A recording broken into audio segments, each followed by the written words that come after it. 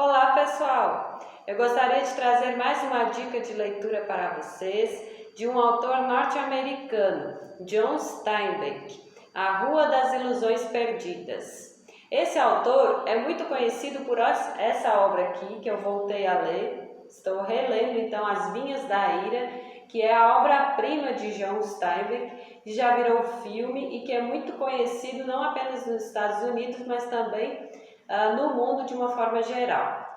Esse autor, ele já ganhou vários prêmios importantes para a literatura, inclusive o Prêmio Nobel de Literatura. Então, é imprescindível a leitura desse autor, pois ele traz uma visão dos Estados Unidos que nem sempre é aquela visão ideal do povo que vive em liberdade, do povo que tem oportunidades de crescimento dentro de um capitalismo livre, em que as pessoas têm a sua chance de ascender socialmente.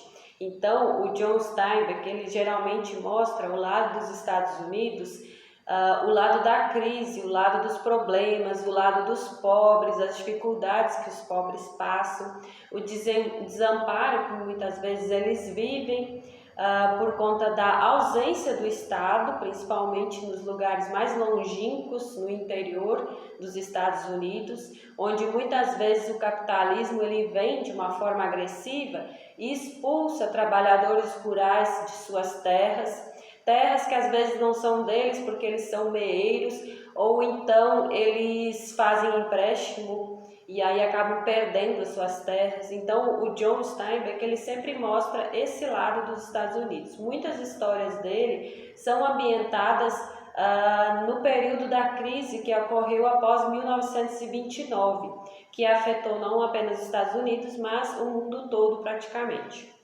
Então, a Rua das Ilusões Perdidas é uma rua que fica na cidade de Monterey, no interior da Califórnia.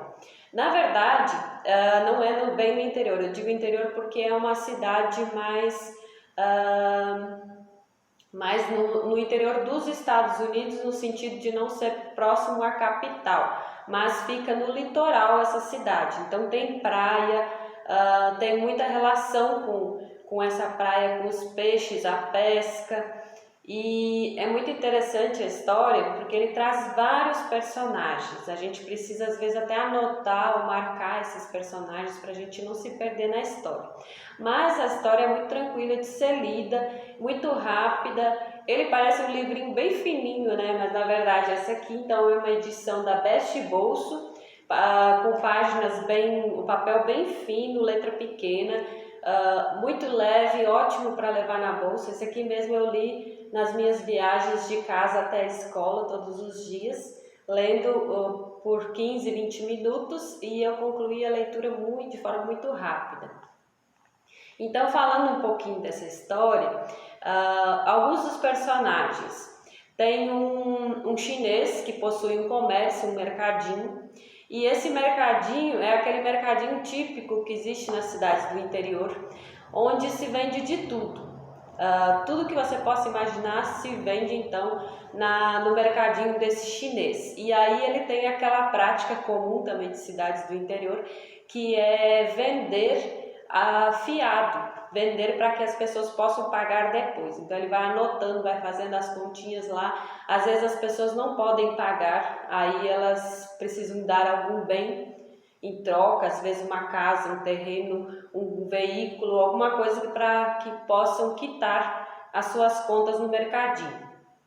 E aí existem várias outras tragédias que ocorrem por conta dessas dívidas que as pessoas vão fazendo nesse mercadinho. Então esse é um dos personagens centrais da história, além de um grupo de rapazes que vivem à margem da sociedade, que precisam muitas vezes do favor desse chinês e também de um biólogo que possui um laboratório de biologia que é particular, privado, e ele sobrevive vendendo animais para universidades, para pesquisa. Ele faz algumas pesquisas, mas principalmente ele recolhe, ele desseca, ele trata determinados animais para vender então para as universidades fazerem pesquisa. E esses rapazes então eles vivem na marginalidade. A maioria das vezes eles não possuem um emprego fixo, isso é uma característica da maioria dos personagens desse livro, é não possuir um trabalho fixo, não ter direitos trabalhistas. Eles vivem, então, muitas vezes à margem da sociedade, dependendo de outras pessoas, de trabalhos temporários, da caridade e muitas vezes da esperteza também para poder sobreviver.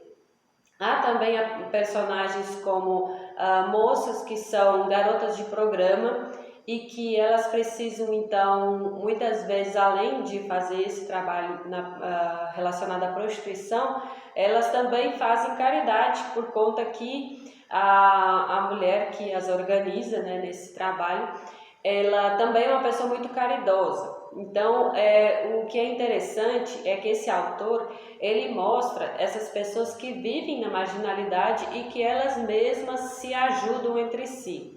Quem tem um pouco mais ajuda quem não tem nada. E aí essas mulheres, então, que muitas vezes são criticadas pela sociedade, elas são pessoas que também, por outro lado, ajudam nas situações de miséria, de solidão, de desamparo, de doença.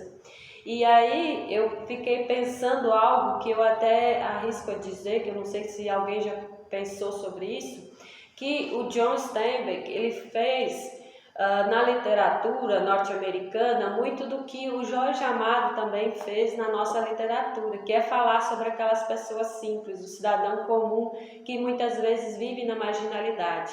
E falar dessas pessoas com doçura, com poesia, que é uma coisa que o Jorge Amado faz muito bem e o John Steinbeck também faz muito bem. Ele consegue falar sobre dramas sociais bem complicados, não só a questão da pobreza material, mas do desamparo, na solidão, na falta de aceitação por ser diferente, né? Porque muitas vezes pessoas em boas condições, a gente entende, fulano está com depressão, fulano tem problema de síndrome de não sei o quê.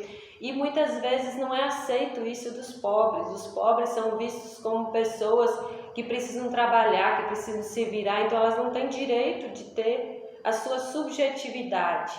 E o John Steinbeck e o Jorge Amado mostram que o pobre, que aquele cidadão comum e muitas vezes marginalizado, ele possui a sua subjetividade, seus desejos pessoais, as suas necessidades individuais.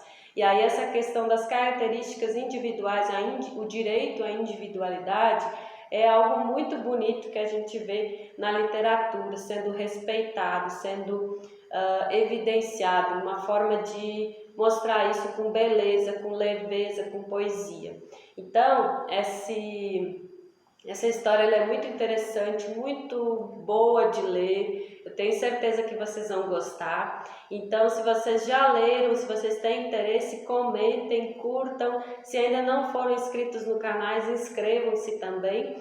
E daqui uns dias eu vou apresentar também um vídeo sobre As Vinhas da Ira, que é uma obra que eu já li já tem um tempo. Fiquei apaixonada por esse autor e ainda pretendo ler muitas coisas dele. Então desejo a você uma boa leitura e até a próxima.